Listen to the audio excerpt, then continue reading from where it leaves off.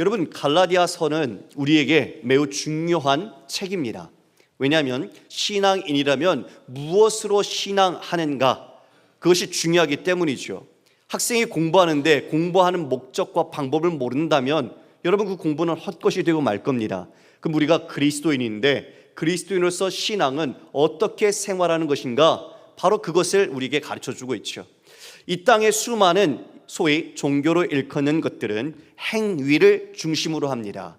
행위란 바로 내가 가지고 있는 힘, 의지, 노력이 자원으로서 드려지고, 그리고 신이라 일컫는 우리가 만든 우상들이겠죠. 인간이 만들어 놓은 우상들이 바로 그 헌신과 공로에 감복하고 또 자신들의 마음이 기뻐서 바로 그 소원을 이루어주는 것, 그게 바로 이 모든 샤머니즘, 기복주의, 모든 소위 종교들의 프레임입니다. 그러나 하나님은 우리를 먼저 찾아오셨습니다.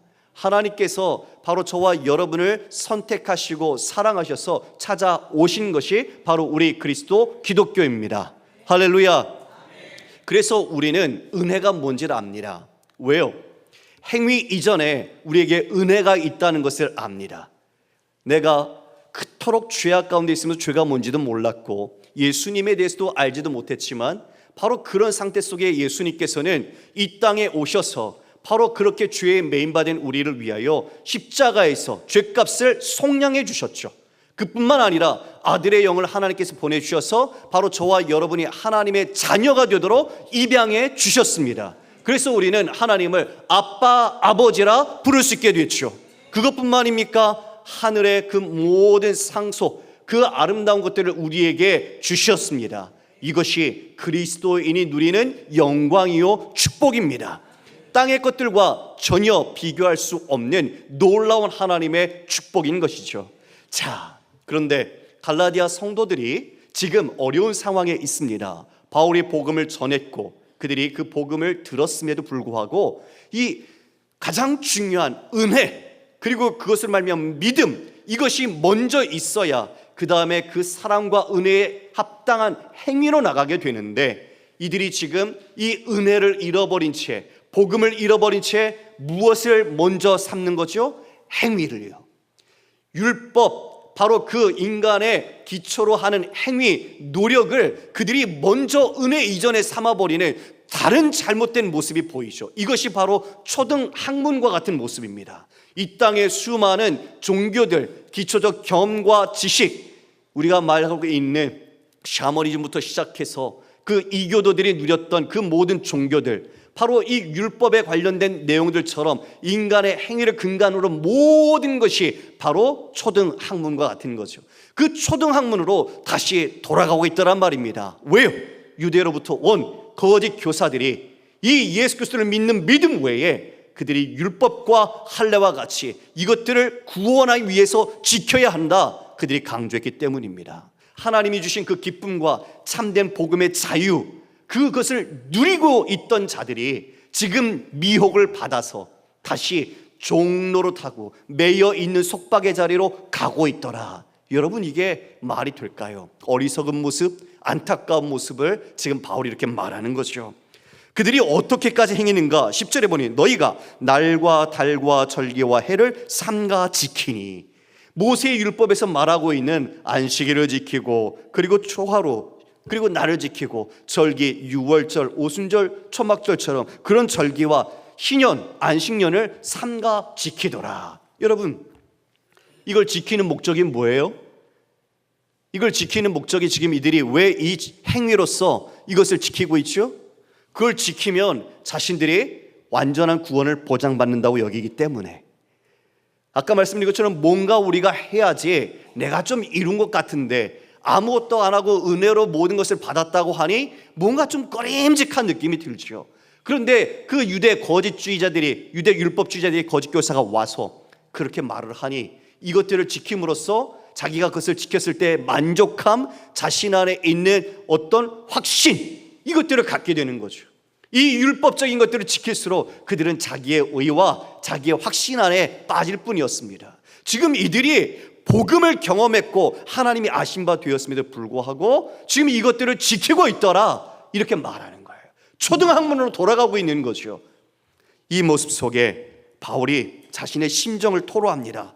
11절에 내가 너희를 위하여 수고한 것이 헛될까 두려워하노라.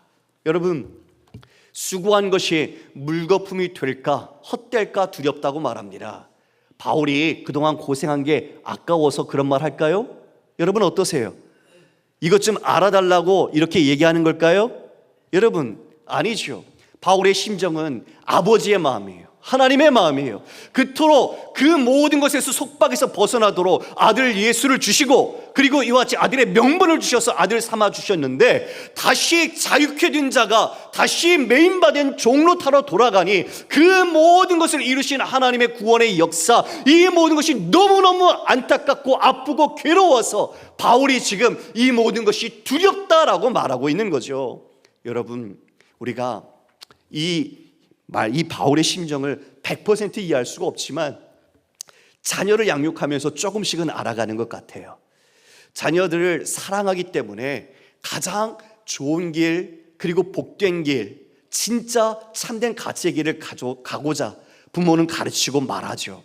그러나 자녀가 만약 그 길을 벗어난다면, 아버지와 부모의 사랑 속에서, 그리고 그 귀한 관계와 그리고 진정한 가치 속에서 있다가 그 자녀가 다시 자신이 스스로 자신이 원하는 대로 마음대로 올바른 길이 아닌 그릇된 길을 간다면, 그가 스스로 자신을 얽매이고 속박된 길로 간다면, 그것을 바라보고 있는 부모의 마음은 어떨까요?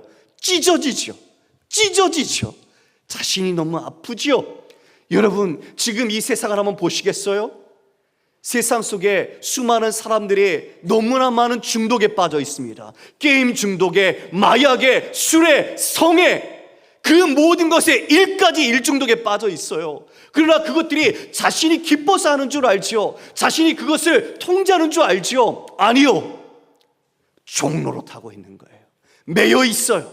그걸 하지 않으면 불안하고, 이거라도 해야지 내가 뭔가 안위를 누릴 수 있을 것 같고, 그런 착각, 그것 속에서 내가 기쁨을 누리고 만족을 누릴 수 있는 것처럼 거짓된 속임수에 녹아서 그것들에 빠져 있어요. 수많은 청년들이 얼마나 지금 이런 유혹에 빠져 있는지 모릅니다. 그 자녀를 둔 부모의 마음은 지금 이와 같이 그 사랑과 아버지께 주신 은혜와 그 모든 복음의 자유함을 빼앗기는 것처럼 얼마나 그 마음이 찢겨지고 아프겠습니까? 바울의 마음이 그거예요. 이토록 수고한 것이 이것이 물거품이 되는 것처럼 내가 두렵다. 인간적인 마음을 토로했죠. 이게 목회자의 마음 아닐까요? 잘 믿음의 길을 가다가 잘못된 길에서 방황하여 잘못된 곳으로 나갈 때 바라볼 때 목회자의 심정이 어떨까요? 그냥 둘까요? 저렇게 놔두면 그냥 괜찮을까요? 아니죠. 바로 이런 마음이죠. 돌아와야 하는데, 그들이 다시 주님께로 와야 하는데, 그 은혜와 자유를 알고 그것을 맛본 자들이 다시 그 길로 하나님과의 관계를 회복해야 하는데, 그 마음이죠. 그 마음이 지금 이 두려움으로 나타나 있는 것입니다. 속썩이는 자들을 향해서 12절에 바울이 형제들아 내가 너희와 같이 되었은즉 너희도 나와 같이 되기를 구하노라. 내가 너희와 같이 되었다. 여러분, 바울이 율법에 얼마나 특심이었습니까? 행위에 열심을 갖고 자신의 삶을 드렸던 사람입니다. 그런데 지금 그렇게 살던 자기가 예수님, 부활의 주님을 만나고 진정한 그 믿음, 그리고 그 복음의 자유를 알게 됐죠. 지금 바로 그 얘기를 하는 거예요. 너희들이 나와 같이 되기를 원한다. 지금 그 율법의 행위 속에 있지만 그 모든 것에서 벗어나 진정한 복음이 주는 자유, 그 믿음이 주는 기쁨, 그 복음의 은혜를 누렸으면 좋겠다. 그 자유를 누려라. 지금 이와 같이 나를 본받으라고 바울은 호소하고 있는 겁니다. 이게 진심이죠. 나를 본받으라. 자기를 자랑하는 게 아니죠. 바로 나를 이와 같이 자유케 그 믿음으로 하나님의 구원을 주신 바로 예수 그리스도, 그분을 따라가는 것을 이처럼 나와 같이 되기를 바란다고 말하는 겁니다. 성도 여러분, 여러분은 삶에서 무엇이 복이라고 느껴지십니까? 지금 여기 너희 복이 어디 있느냐라고 말하고 있습니다. 우리가 세상에서 말하는 것을 복이라고 여긴다면 지금 이 질문을 다시 들어야 될 것 같습니다. 세상에 성공, 명예, 자랑, 그리고 내 자신의 기쁨, 만족을 우리가 추구한다면 여러분, 그것은 하나님과의 관계 속에서 멀리 내 자신이 떨어져 있는 모습. 그래서 지금은 내 행위로, 내 삶의 어떤 다른 환경으로 내 스스로가 책임지고 그 모든 것을 업적을 이루고 내 삶의 행복을 이루려고 하는 그 모든 시도들, 그것이 주님을 떠나서 만약 이렇게 이루어졌다면 다시 바울이 이와 같이 우리에게 말하는 거예요. 지금 너희의 복이 어디에 있느냐? 하나님 만났고 하나님의 은혜를 누렸고 그 복음 안에서 하나님의 자녀된 기쁨을 누렸던 그 감격, 그 모든 간이라도 쓸개라도 빼서 하나님께 드리고 싶다고 말했던 그 고백, 그 친절한 관계, 그것이 어디에 있느냐라고 말하는 거죠. 여러분, 하나님을 아는 건 인격적이고 관계적인 암입니다. 그냥 성경을 읽고 지식으로 아는 암이 아니라 내가 못 배웠어도 기도 가운데 말씀 붙들고 순종하다가 하나님을 만나서 하나님이 진짜 살아계시는구나, 하나님이 내게 이와 같이 이 뜻을 알게 하시는구나, 성령으로 나를 인도하시고 이끄시고 도우시는구나, 그분을 직접적으로 내가 관계를 하는 것, 바로 그게 알미라는 것입니다. 그 알미, 하나님의 백성으로서 하나님과 가지는 관계 교제인 겁니다. 할렐루야. 그 기쁨, 그 복이 어딨냐? 여러분, 신앙생활 오래 했지만 이 기쁨을 잃어버리면 종교인이 되고 맙니다. 아무리 교회를 오래 다녔어도요, 예배당 밟고 오랜 세월 출석을 했어도 이 관계가 없으면 주님 알지 못합니다. 우리는 바로 이 복, 다시 주님과의 깊은 그 은혜의 감격과 그 복음의 생명과 자유함, 우리가 그것을 다시 시간 주님 앞에서 회복해야 할 줄 믿습니다. 16절에 그런즉 내가 너희에게 참된 말을 함으로 원수가 되었느냐. 바울이 이 말할 때 얼마나 마음이 괴로웠을까요? 그러나 이 말을 할 수밖에 없는 바울의 심정이 느껴집니다. 그 안에 주님의 사랑과 마음을 담아 원수가 되었느냐. 그들이 지금 속고 있는 그 모습을, 속내를 드러냅니다. 누군가요? 거짓 교사들은 17절에 그들이 너에게 대하여 열심 내는 것은 좋은 뜻이 아니요 오직 너희를 이간시켜 너희로 그들에 대하여 열심을 내게 하려 함이라. 좋은 일에 대하여 열심으로 사모함을 받음은 내가 너희를 대하였을 때뿐만 아니라 언제든지 좋으니라. 거짓 교사들의 열심은 뭐예요? 그들에게 율법을 묶어서 그 아래 종로로 돼서 자신들을 섬기도록, 자신들을 향한 열심으로 그들이 행하도록 만드는 거예요. 바울은 그들이 진짜 선한 의도였다면 얼마든지 나도 기뻐하고 좋았을 것이다. 그러나 그들은 그런 자들이 아니라 부정하고 악한 동기를 가지고 이처럼 너희들을 속이는 자들이라는 걸 이야기한 거죠. 바울은 선한 의도를 갖고 지금 이들에게 아픈 이야기를 꺼내고 있는 겁니다. 바울의 마음속에 진짜 어떤 열심이 있었을까요? 여러분 19절 말씀 함께 읽습니다. 시작. 나의 자녀들아, 너희 속에 그리스도의 형상을 이루기까지 다시 너희를 위하여 해산하는 수고를 하노니. 나의 자녀, 나의 자녀. 진짜 남처럼 여기고 싶은 마음도 없지 않아 있을 수 있겠죠. 너무나 그들이 자신을 대하는 태도 속에서 변절자처럼 느껴지고 배신감을 느끼면 그럴 수도 있겠죠. 그러나 사랑을 다시 담아서 나의 자녀라고 부릅니다. 그러면서 너희 속에 그리스도의 형상을 이루기까지 다시 너희를 위하여 내가 해산하는 수고를 하겠다라고 말합니다. 여러분, 해산하는 수고는요, 어머니가 아이를 낳는 수고, 산고죠. 그때 어머니는 목숨을 걸고 출산을 하는 겁니다. 제가 아래 첫 출산하는 모습을 봤어요. 초산이 참 힘들더라고요. 갈수록 쉽게 빨리 나오는데 넷째는 금방 나왔어요. 그러나 첫째는 오래 걸렸습니다. 산고를 진짜 오래 걸렸어요. 그래서 병원에 갔더니 의사가 아직 때가 안 됐다고 좀만 더 집에 가서 기다렸다가 오라는 거예요. 그래서 집에 저희 아내를 데리고 갔죠. 뭐 직장에서 점심도 저녁도 제대로 못 먹고 와갖고 병원 갔다가 집에 왔더니 딱 TV 위에 새우 땡 과자가 있는 거예요. 와, 감사합니다. 딱 터서 딱 먹었어요. 2번. 그리고 때가 돼서 가서 출산을 했어요. 진짜 고통스럽게 출산을 했어요. 저 옆에서 지켜봤죠. 탯줄도 자르고. 와, 너무 기쁘더라고요. 그 기쁨 뒤에 아내가 제대로 정신이 돌아오자 무엇을 얘기했을까요? 어떻게 나는 이렇게 아픈데 새우땡을 먹을 수 있어? 22년째 그 소리를 듣고 있어요. 그런데 이걸 또 우리 아들, 딸까지도 나한테 공격하네. 예, 남자분들 잘하십시오. 예, 중요한 건 뭐예요? 정말 고통스럽더라고요, 산고가. 저는 경험을 해보지 못했지만 보는 것만으로도 정말 고통스럽다는 걸 알 수 있었어요. 그런데 어떻게 둘, 셋, 넷 하나님이 정말 선물로 주셨는데 그렇게 날 수 있을까요? 어떻게 날 수 있을까요? 고통보다 뭐가 더 커서? 생명의 기쁨이 더 커서요. 할렐루야.